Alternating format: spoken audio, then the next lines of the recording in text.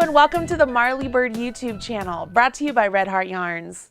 In this video, I will show you part 3 of this 6-part series for knitting your very first sock. This sock is a really simple and wonderful pattern that not only do I teach you, but I talk to you how to use it as sort of a recipe to make future socks. We have learned the cuff, we have learned the leg, and today we will learn how to do the heel flap. This is the preparation that we need to do in order to change directions in our knitting to get to the rest of our sock.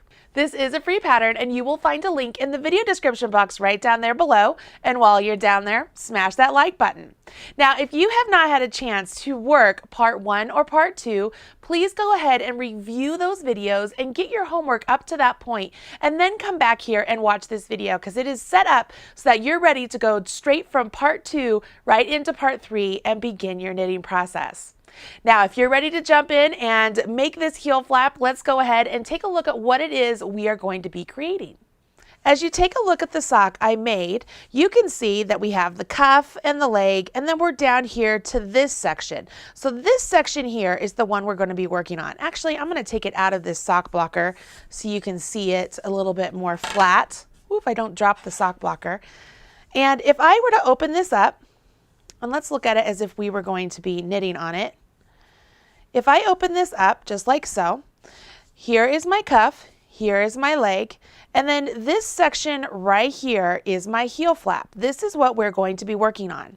I chose to have a garter stitch edge on either side of the body of the stitches, and the stitches themselves, I chose a stitch pattern called the Eye of Partridge. Now, the Eye of Partridge is where you slip a stitch and then knit a stitch on one row, you purl back, and on the next row, you knit the stitches that you had slipped and you slip the stitches that you had knit. So of course there's that one purl row in between, but what that does is it creates a little bit extra thickness on the heel of the sock, making it a little bit more durable. You can also do just a basic sock heel that's where you would slip a stitch, knit the next stitch, and then continue on just keeping that column of stitches as slipped through the entire heel. I actually did that on a sample so I could show you. As you take a look down here at this one, so on this particular sock, here's my cuff, here's my leg, and on this one, instead of doing the Eye of Partridge, I made it so that the slip stitches were always in the same column, and it gives a different look, right? Okay, and this is a little bit thicker. Once you start working this, you will notice, obviously you can't tell over the video, but it is a little bit thicker than the rest of the sock, making it a little bit more durable. Same thing with the Eye of Partridge right here. It is a little bit thicker, making it more durable. This part of the sock will be more durable. Now, is the heel flap the only way to make a heel of a sock? Absolutely not. There's a lot of different ways to make the heel of the sock. But for this particular video and this particular pattern, that's how I decided to write this pattern up, is with the heel flap, because I feel like it's really easy and it fits really well into my idea of having this pattern as a recipe. Because the heel flap itself is worked over half the number of stitches that you cast on. So if you cast on 48, your heel flap will be worked over 24 stitches.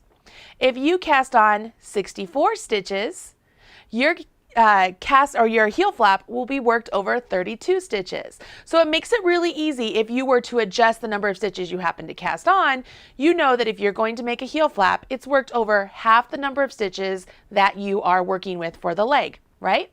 And then as far as the length of the heel flap, or how many rows do, you do the same number of rows as you do stitches. So if we have 24 stitches, we'll do 24 rows. If we have 32 stitches, we'll do 32 rows. You see how that works? Okay, so let's go ahead and jump in and work on this heel flap.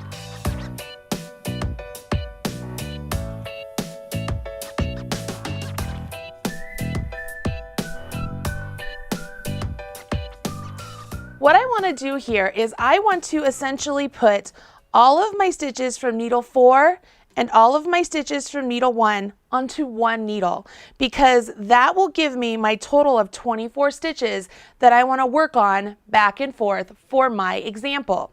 So I can't just slip these over, right? Because my working yarn is right here. I need my working yarn to get down here to the end. So rather than using my 5th needle, I'm going to set that aside. And I'm just going to carry on working down this row using my 4th needle, so that way all of my stitches get onto one needle. And when I'm working my heel flap, I am only working these stitches on this one needle. Okay, I'm only going to be working back and forth. What that means is these other stitches that are on these other needles are just going to be hanging out. We aren't going to do anything else with them right now. We're just going to let those hang out. So now I have a total of 24 stitches on this one needle, and it's time to work in my Eye of Partridge pattern. So I will turn my work, and if you remember, I showed you that I have a garter stitch edge along the side of my Eye of Partridge heel. And I love using the garter stitch edge because I think it makes it really easy and a really big sort of bullseye for where you need to pick up stitches when we move into the gusset. So I really like this type of heel.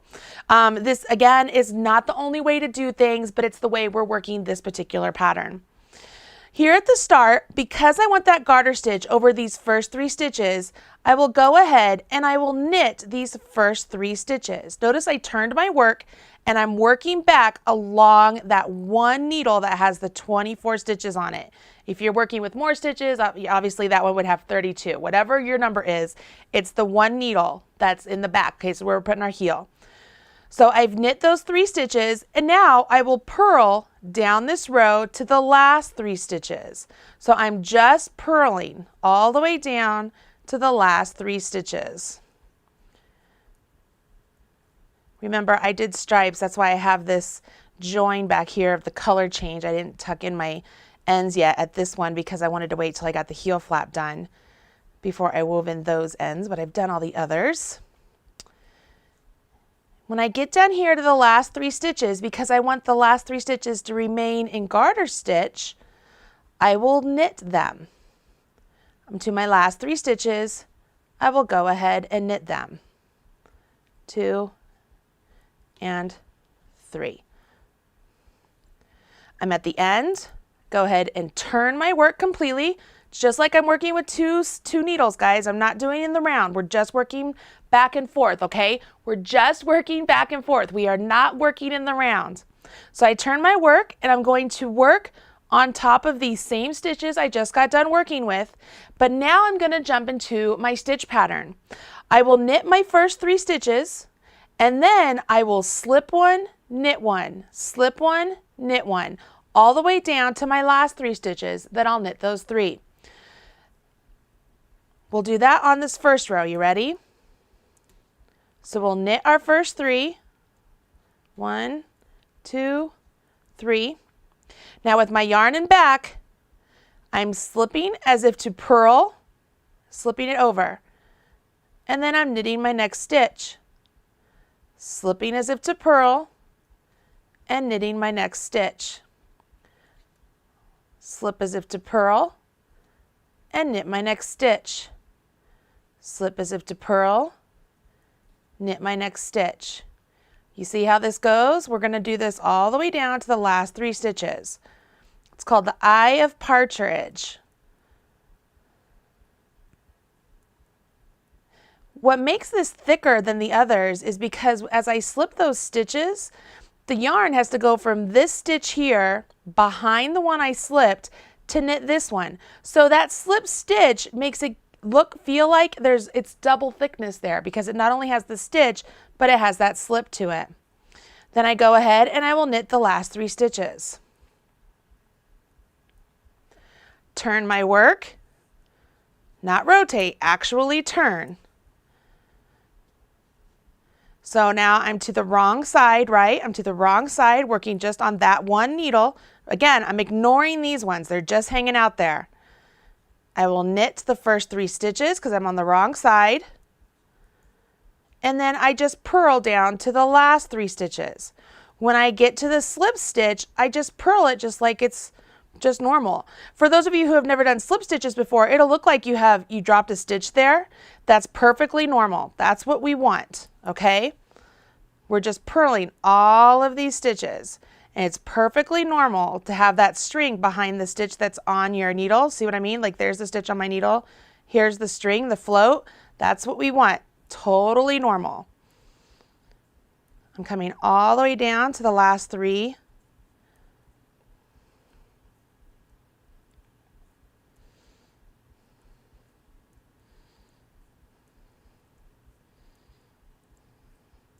And then I'll knit these 3.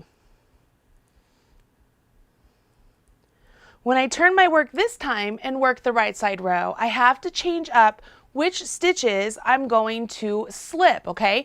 If I keep doing it where I slip the first, or like I knit 3, then I slip 1, knit 1, slip 1, knit 1, I'll get the column of just slip stitches like I showed you in the My Tie sock. But I want my slip stitches to alternate, and that's what gives me the Eye of Partridge look. So when I turn my work this time, let's go ahead and knit my first 3. So 1, 2, 3. Last row, I slipped this one. This time, I'm going to knit this one and slip this one. Knit, slip, knit, slip. If you get confused, take a look at your actual work. You'll be able to tell where your slip stitches are because they're nice and elongated. Okay, they look like they cover 2 rows. See how this one stitch here is the same height as those 2 stitches? It's because it was slipped. So I know if it was slipped before, it needs to be knit now. And this one, I have 2 distinct stitches next to an elongated, so this one needs to be slipped. That's one way you can tell if you start to get off track. Just pay attention to where the previous slip stitches are. And remember, you want to knit those. You'll also know when you get to the end, you're going to end with a slip stitch before you get to your knit 3. Got that? So now we want to repeat. We're going to turn our work. We'll purl this row, of course, keeping the garter stitch at the edges. On the next row, the next right side row, we will keep the garter stitch. Then we'll slip 1, knit 1, slip 1, knit 1. Then we'll turn, garter stitch, and purl. And then turn, garter stitch, knit 1, slip 1, knit 1, slip 1. I just got done purling that row. I've turned my work, and now I'm getting ready to start my 3rd right side row, okay? So right here, this is where I begin my repeat. So I will slip this first one after I've done my garter stitch on the first 3. I slipped, and now I knit. I slip, and now I knit. I slip, and now I knit. And I would do this all the way down the row. Again, if I got confused, I could just find where the previous slip stitch is, and I just know that I have to make sure I knit that one, so that way it keeps the stitch pattern the way I want it to be in the Eye of Partridge. And I finish up with my knit 3. Now, keeping these edges in garter stitch, I want to show you something. Keeping these edges in garter stitch, that helps me a lot being able to count stitches, right? Because I know that it takes 2 rows to get a garter stitch sort of ridge here at the edges, okay? What's handy there is that will help you also keep track of the number of rows you have done on your heel flaps. That way you can make sure both of your socks have the same number of rows, okay? So that's one really useful thing with the garter stitch edging. The other useful thing is when we go to pick up stitches along this edge, we will be able to pick stitches up between each one of those ridges and keep things very consistent. Let me go ahead and show you one that's already worked up, the heel flap that's worked up to where you need to get to at the end of your homework, okay?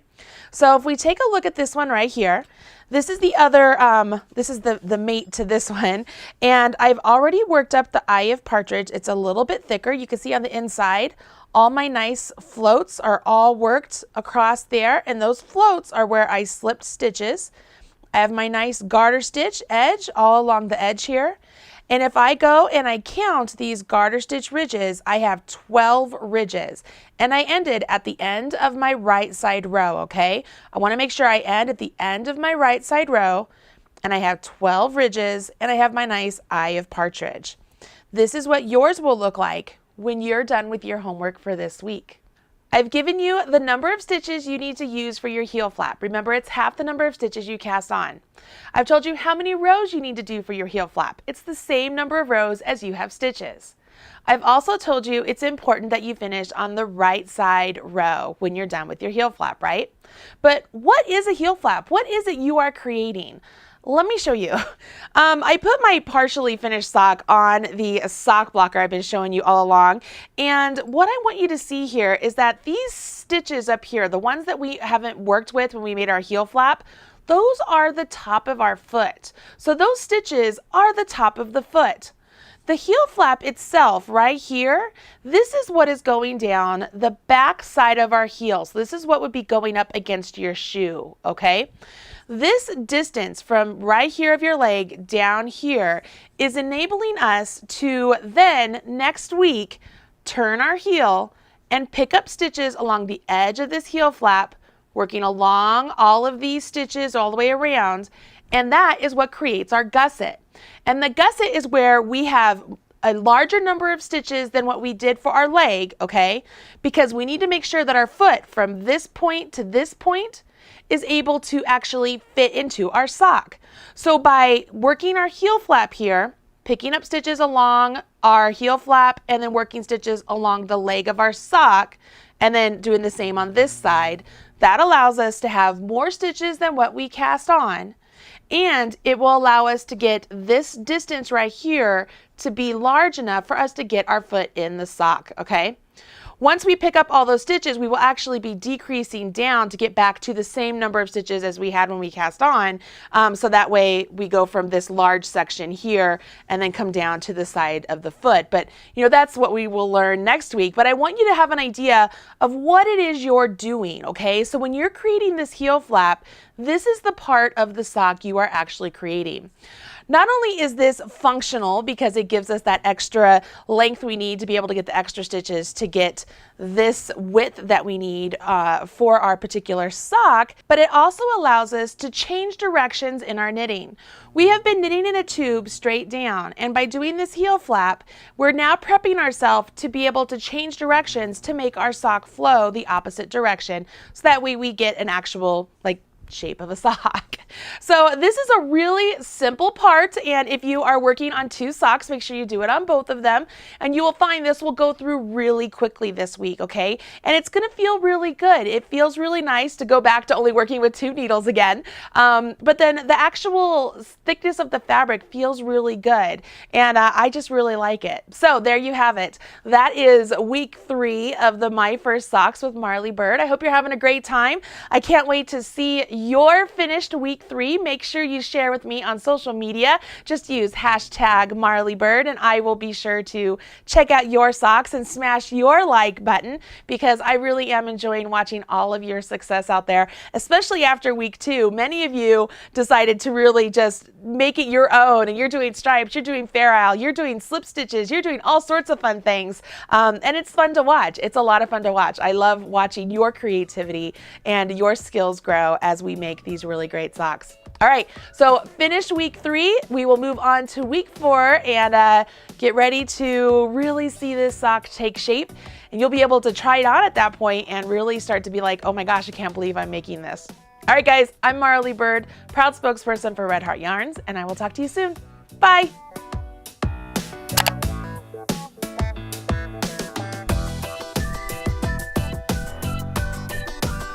Everything you need to know about knitting or crochet can be found right here on the Marley Bird YouTube channel. Learn with Marley Bird. Visit youtube.com/Marley Bird.